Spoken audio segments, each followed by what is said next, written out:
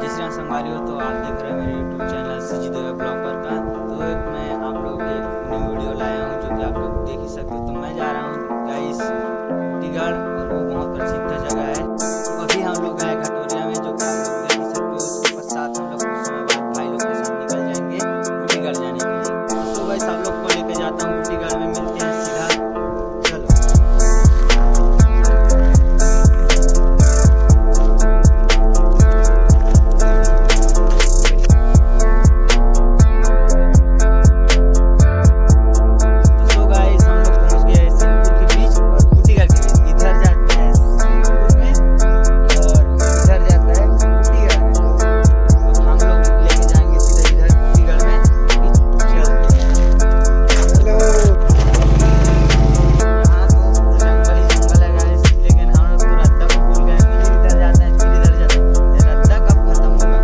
वापस नहीं जाना है गैस, यहाँ फूटा है ना, वहाँ जस्ट इधर से रद्दा है, वहाँ से आप लोग सीधा चले जाएंगे, यही रद्दा जाएगा। और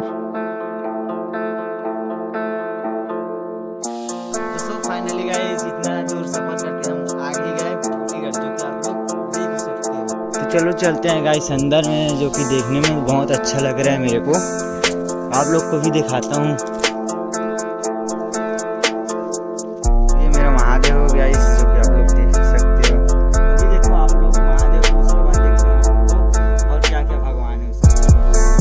श्री राम जी निवास करते हैं, और यहाँ पे गाइस एक बजरंगबली है, जो आप लोग देख ही सकते हो।